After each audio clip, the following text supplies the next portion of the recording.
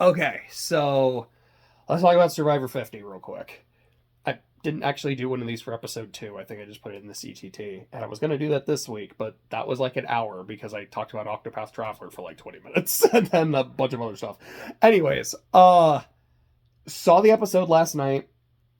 I missed the first maybe 10 minutes or so. So it was everything before the swap. I think like when I started watching and like after the commercial break was done, it was like, all right, drop your buffs, pick up the new ones, mix and match. So obviously I don't know what I missed, but the things I want to note from what I saw. Number one, this is why I love returnee seasons. And it's not because, like, oh man, the gameplay is so much better, the gameplay is so much faster, although, like, I can enjoy that, don't get me wrong. It was something I both really liked and really didn't like about Winners at War, because I did appreciate, the game moves quickly, because it is still a game, and these are people who have all won, they're very well versed in this, you gotta adapt and such. But the game often moved so fast that it was kind of hard to always, I don't want to say piece together what was happening. It was hard to figure out where the alliances were drawn. Aside from, like, Cops Are Us. Like, that one was really clear.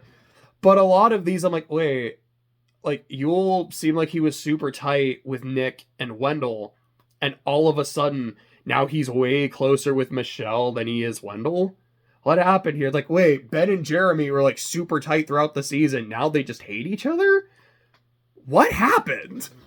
There were a lot of moments like that throughout the season. I'm like, I don't love this.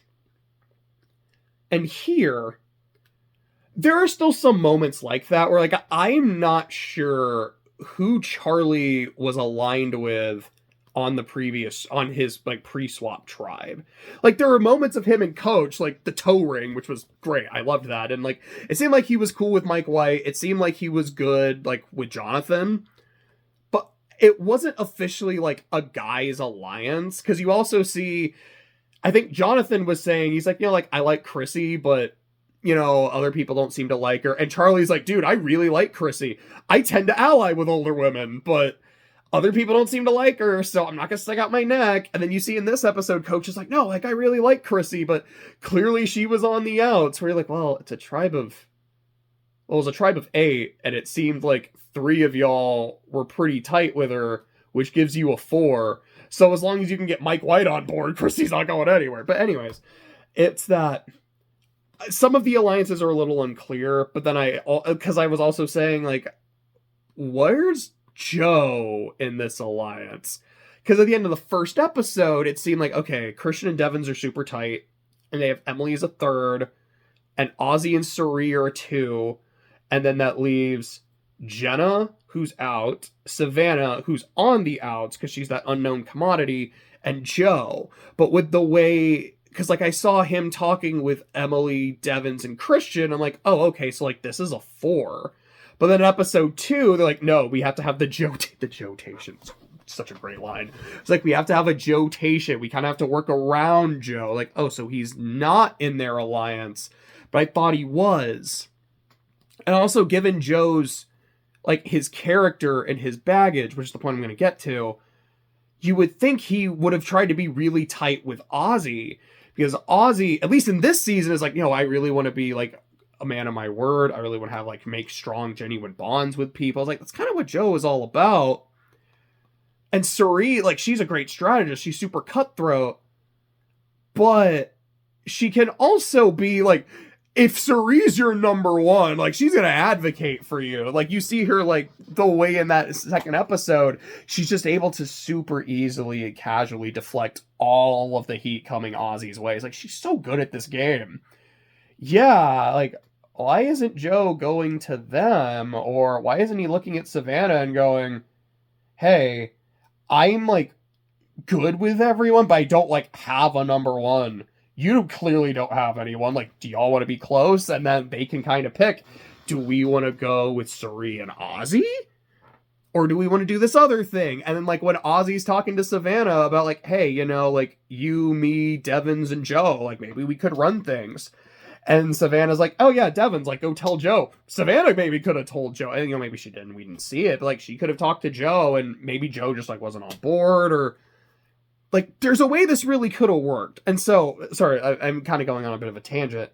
What I'm trying to say is, there are some bits of alliances that are super clear, like Christian and Devon's, and then having Emily there, like Jonathan and Coach. And in this episode, we see Coach, like, very quickly bonding with Colby and Joe. We see, like, we saw early Genevieve, Q, Stephanie, and Colby and Kyle, like, formed a very tight group. We see, like, what happened, like, with Rizzo and Colby. Like, some of these relationships are really well defined. There's some that are I'm a little questioning.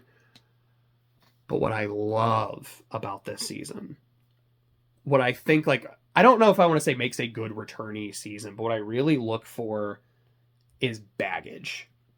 It's, you have played this game before. You know what your reputation is as a player, whether it's earned or not, whether you like that reputation or not. How does that affect you out here? So Joe, like, in the last episode, and I think he said in episode 1, he's like, I had people I was really close, I was super tight with, and they were lying to me, and they made me look like a fool at the end of the game. And that hurt. That really did.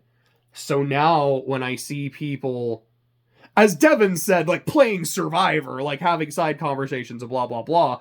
But he's like, yeah, like, when I see people that I think I'm close to having these conversations with someone else and not telling me what they talked about, yeah, I get suspicious.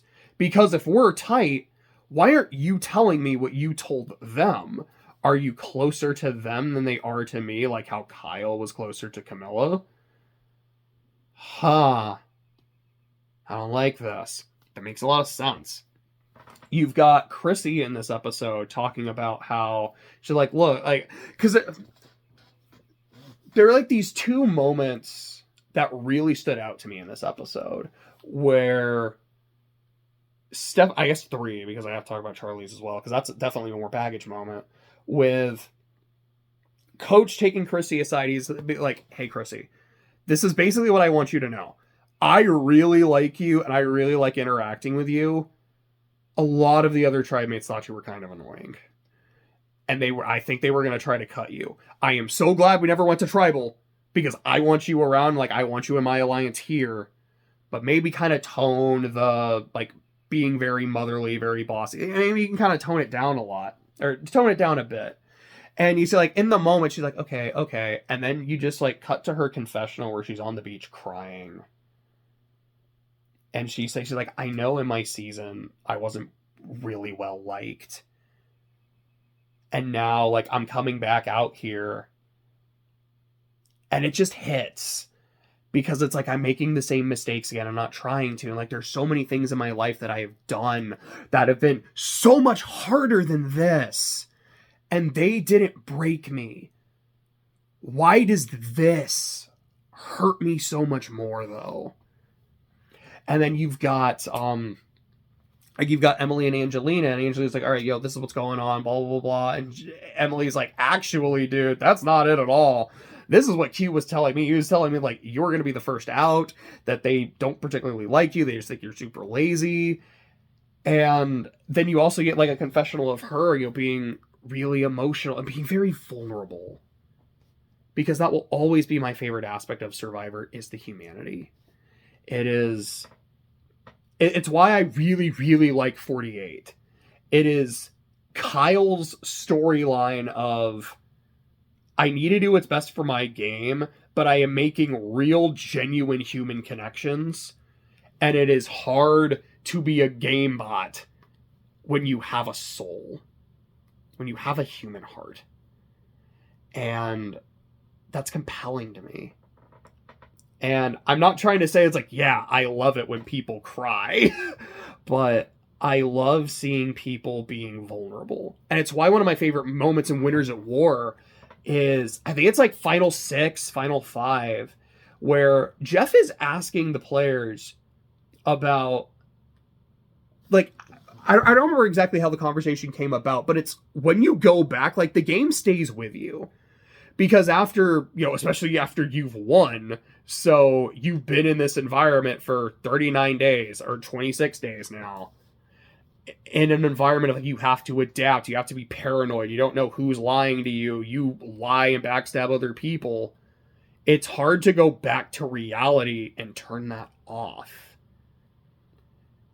Especially now that, like, it's something that aired publicly, so anything you did, whether it was a mistake, whether it was something that is characterized differently in the edit, now that follows you too, and you have to live with that, and you signed up for it, and you did, but maybe you didn't exactly know what you were getting into, or you didn't think it was gonna stay with you the way it did. And, like, talking through it, I'm like, there's almost like an analogy for war in here. And I'm not trying to compare Survivor to, like, going to Vietnam, but, like, there's maybe, like, something to that. And I'm also, like, thinking about the long walk. Like, this is something that everyone signed up for, but no one really understood what they were putting themselves into. And, you've got, I was wrong. I did it all wrong. Like, how devastating that is. Very different consequences for losing the long walk and losing Survivor, though. Oh, thank goodness for that. But my point is, this is what I love, is someone going back and saying, this is how the game affected me. With Joe or with Charlie or like with Angelina saying, I'm a very different person than the last time I played. And I kind of want to see how that experience affects me. It's like, I want to play a different game because I'm a different person, and we'll see how that goes. Yeah, I have to talk about Charlie real quick. So, number one, Rizzo be like, so, like, I gotta know, like, as a fan, like, do you and Maria still talk, or is that done? Charlie, like, no, like, that's done. It's one of those where, like, I get it. I'd want to know that, too. I might ask that, too. That is a really awkward question to ask. Also, D is right there. How did you not ask her about her in Austin? Because that's the thing I want to know. Like, I just want to know. I just hope there was a happily ever after, but I mean, I don't know what the chances of that are. I mean, I guess Rob and Amber's, like, it can happen. But, that bit where Charlie's like, dude, Rizzo is giving me tea. He's giving me really good, valuable information, and I like that. And it's the kind of thing that makes me want to work with this kid. But, and then he's like, there's something that happened last night. And then the edit's like, last night. Like, some of the new era editing has been really, really good. I still got to shout out that, like, Playing with the Boys montage from 45. All-time Survivor moment. But it then cuts to the previous night after the swap where Rizzo, I don't remember who it was, but they asked Rizzo, but like, yeah, so like what, like, who were you really tight with in 49? He's like, oh yeah, like I was really close to Sophie, blah, blah, blah, blah. And then like, oh, did you vote for her? Like, no, my jury vote went to Savannah. And I'd always kind of told myself, I'm going to vote for whoever played the best game. If I ever make the show, if I ever make the jury, I don't want to just vote for my friend. And granted, Rizzo was also super tight with Savannah. It's like, they were tres leches. It's like, these were his like two besties. And maybe he was also kind of trying to downplay the relationship with Savannah, but Savannah was already gone at that point in 40 or in 50, so he didn't really need to. But you have Charlie just like sitting there, not moving, not saying anything, like this is his sleep paralysis demon, and just saying, Rizzo just openly saying he didn't vote for his number one when he was on the jury and they were in the final three kind of pisses me off. I don't think he should have a jury vote. And if I have my say, he won't. So, Rizzo, like, thank you for giving me this information. This shows that I can trust you. But you spoke to my exact Survivor PTSD. Nah. I like, again, that's like, it's the thing I hate saying about Survivor, because this is not a scripted show, at least as far as I know, but it's like, it's not scripted, and that's what makes it work. These are real people. So I hate using the term character. But that to me makes Charlie like a really interesting character. Like it adds to his character, which again, like it feels so icky saying that about a real person. But it is that vulnerability of I've played before and this is what happened. And yeah, that's affected me. That's like I'm carrying that. Or you have like the first episode with Ozzy and Coach and how Coach like, yeah, you know, I feel like you cost me $1 million. And I've kind of always resented you for that. And Ozzy saying, I feel like I cost you $1 million. And I genuinely regret that. I think you should have won, and I'm sorry. It was like, you know, I appreciate you saying that.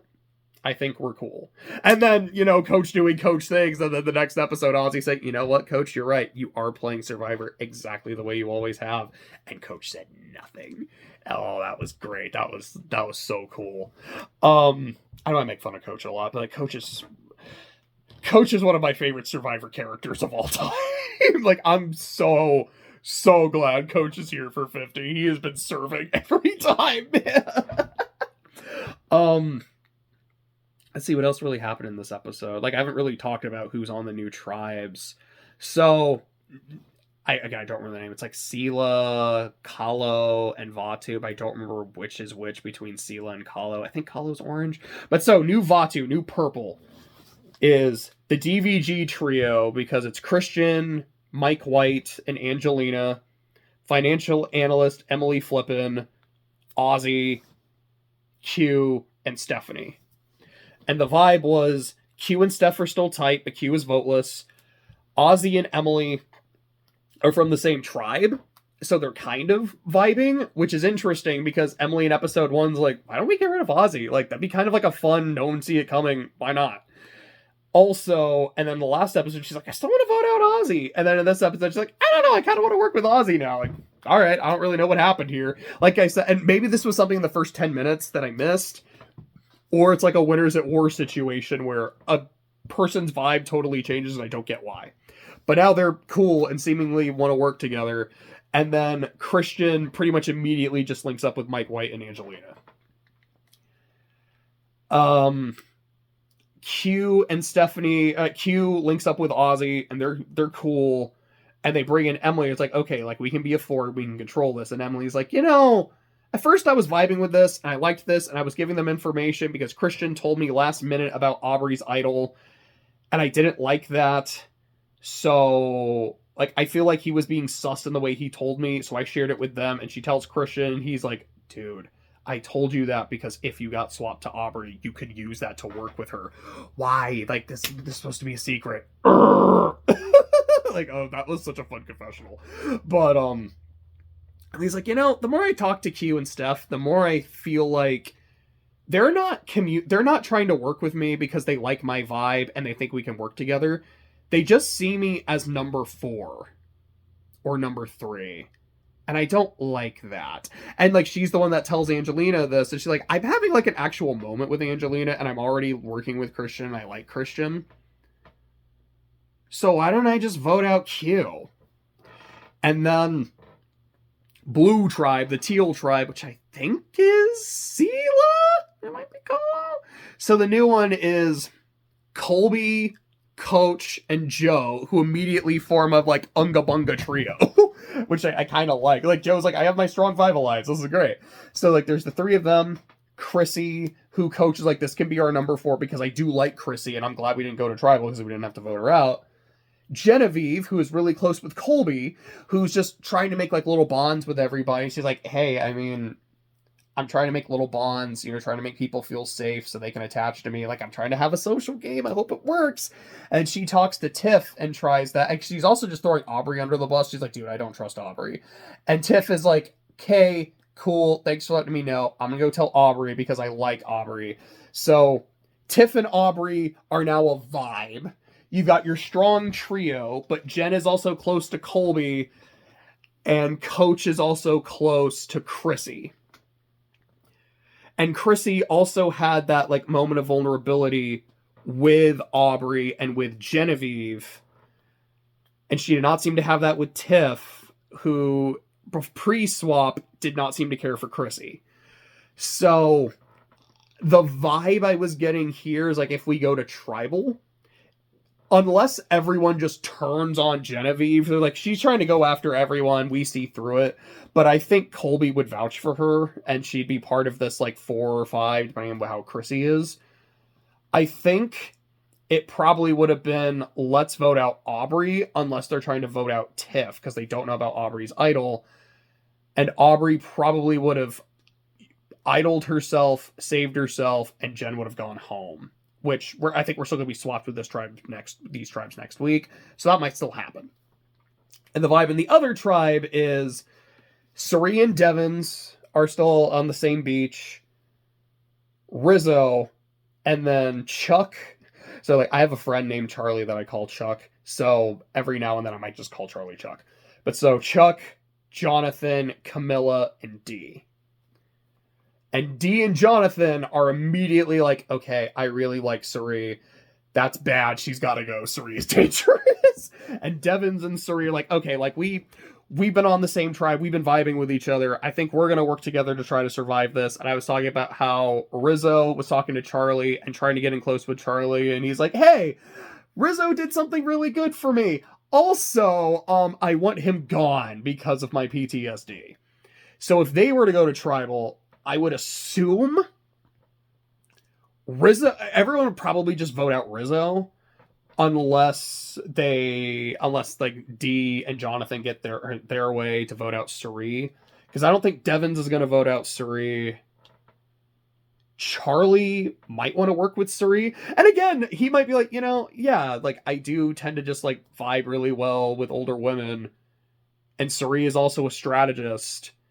And she's not the kind of person that's going to just not vote for her number one. So, which I'm great at her number one. It's Ozzy, but he doesn't know that. So maybe Charlie will get really close to Cirie and be like, okay, you, me, and Devins, what are we doing? Because they want to get rid of you. So, like, I really want Rizzo gone, man. But I guess we can string along Rizzo, get rid of Dee or Jonathan, and then we'll see what happens. But that is not what happens. And the other tribe didn't go to tribal council either. Like, Teal didn't go. Because we lost Q, man. That sucked. Because it really came down to is, here's the DVG trio saying, let's vote out Steph or Q, and we're probably going to do Q. And Q going, I don't have a vote, but there's 4 of us, including Ozzy and Emily, and we could vote out Angelina. Because we were going to vote out Angelina first on her tribe. If she's not great in challenges, she's lazy around camp. We got to break up this DVG trio. And Emily and Ozzy in the middle will be like, all right, who are we going to stick with? We want to stick with Christian because we like Christian. But that is a tight 3 already. We should break that up. But also, Q is just Agent Chaos, and maybe we should not play with that. And unfortunately, Q went home. And I'm not trying to be like, dude, I wanted Angelina gone, or I wanted Stephanie gone. Not the case. But Q is... I don't know if I'd say he's my favorite contestant from the new era. Because Jesse has a really strong argument for that as well. And, like, Jesse is one of those, I'm like, I'm really disappointed that he's not here on 50 as one of the new era representatives. He's easily one of my favorites from this era. But Q, and, like, Carolyn as well. Carolyn is gold, man. It's so good, and so fun, and so entertaining. And to lose him this early is just brutal. And I'm not trying to throw any shade toward Angelina, especially because of how much I love DVG, and she is gold that entire season. But at least so far, aside from that one confessional, where, like I said, like she was quite vulnerable, and I really appreciated that, I haven't gotten a lot from Angelina this season.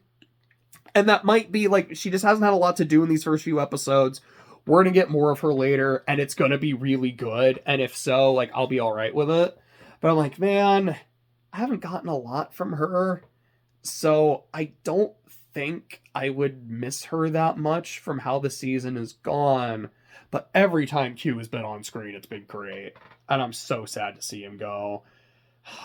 We gotta cancel Christmas. we gotta cancel the whole season. It's like, this guy needs to come back for another season, man. Like, I've talked about it. I've applied for Survivor several times. I have not been interviewed. I would love to. Every time, man, when I watch Survivor and then Jeff is like, hey, you want to know what it's like to be swapped? You want to know if you can endure in the elements? You gotta apply. Like, I'm trying, probes. Like, come on, man. Like, dude, I want to play. I want to play so bad. And I might be terrible.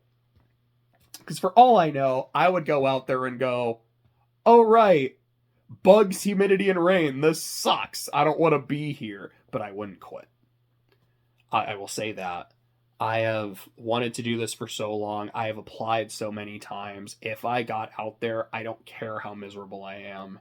I am sticking through as long as I can. But I might be like, man, the elements are getting to me. I can't play like a great game. I am not a very physically fit person. I've got some chunk. I've definitely lost some weight though, but like I've got some chunk and I'm not like particularly strong. Like I have cerebral palsy, so my balance isn't great. My fine motor skills aren't great. I can swim well, so I've got that going for me. Am I good at puzzles? And like not particularly. It's like I feel like I'm probably not winning at individual immunity, and in tribal challenges, you're gonna get effort from me. Like, I am going to do everything I can to fight for my tribe. But I'm probably, like, I'm gonna do everything I can to not be a liability, and I think I can give enough effort to not be a liability, but I'm probably not an asset. And in terms of, like, strategy, I love strategy. It's one of the reasons I love turn-based games so much, is I just love thinking like, all right, what's the best play? What's the best play here? This play has like, this is optimal because there's less risk and a good reward. This is high risk, high reward. Man, the risk is high, but the reward is crazy. And it's like, do I want to do that? Do I want to do what's safer but smarter? Blah, blah, blah, blah. I love that. And I love that aspect and element of Survivor. And I want to experience that so bad. But there's also the social game. And that's the thing. It's like, I love people and I love getting to know people and getting to know their stories and connecting with people. And I would love to do that and experience that. But I also know that I can be really, really shy and just kind of awkward. And it's something I'm getting better about. It's being better about, I don't want to say speaking my mind, but trying to be better about being more comfortable in my own skin in that regard, which I think would make me better at this. I'm more willing to be bold and throw a name out, or I'm more willing to be okay, I'm hearing my name.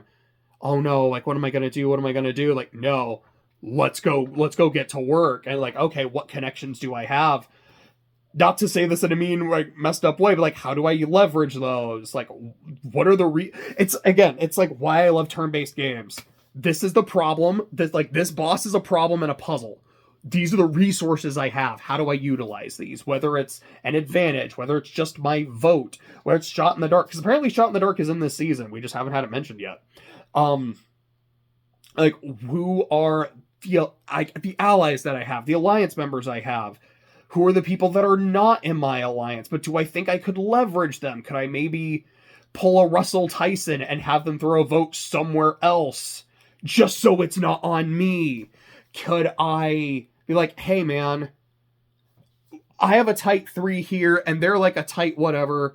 You don't really have anybody and I really like you. How do we make this work? Which, I don't know, that might be super sus anyways, but everybody, again, it sounds really bad to say everybody is a resource, but that's how Survivor works. These are your resources. How do you use them strategically, but also how do you get the social capital to be able to use that? That's so cool conceptually, and I have been wanting to play it for, 20 years now? No, since 2025 years, excuse me, because it's 2 seasons a year, so we're on 50, duh. I like, I keep applying. And I know I did submit one earlier this year, and I haven't heard back, so that's a great time. I'll apply again next year, and we'll see. Because it's you get one per email. I mean, I guess I have another email address now, so because like I set up like a business one, so I'm like I could maybe use that and get another application. That might not be a terrible idea. I'm kind of going on another like tangent ramble. I think that's all suffice to say. Survivor will always be one of my favorite shows of all time. It is one of my favorite games of all time. And 50 is a really good... I don't want to say it's a good reminder implying that recent seasons haven't been. Because like I said, 48 absolutely was. And like I had said, for me, 49 started a bit slow, but once it got going, I think it did get going. And it had a lot of those moments of vulnerability. I talked about how, like, I wasn't super keen on Savannah early on. And then around the merge, when she was really able to be vulnerable, it's like, I actually like her a lot more now that I feel like I've kind of gotten to know her. Like, parasocial shit. But, like, I like watching her a lot more. I'm not, like, super rooting for her, but I'm definitely not rooting against her. And then with Rizzo, I had like kind of the Colby thing where I'm like, this guy is like super annoying. But like there's moments where he's really funny and really endearing. But those moments where he can just be vulnerable, like, and he can be Rizzo and not Riz God. I'm like, I actually really like this guy. And that's what I want. Like, yeah, there's that, like, you want to go on the adventure of a lifetime, and that sounds neat, and, like, want to see how it tests you, and how, what you take from it, and, like, I want the experience, and I want the game. But I also am like, I think that's it. It's like, I just want both. Like, I really want that, like, great Survivor experience, and blah, blah, blah, but I want that experience of having to play. And... like, just to kind of see what happens. I love stories. Like, I want to know what my story would be. Anyway, sorry for talking about Survivor 50 and then going on, like, a whole other tangent about, like, what Survivor means to me and such. But, yeah, I can't wait for next week to see what happens. I just hope I don't lose... like, man, after losing Q, I hope I don't lose, like, Genevieve or Christian next week, man. I'm going to be devastated. But, we'll see what happens. See y'all then.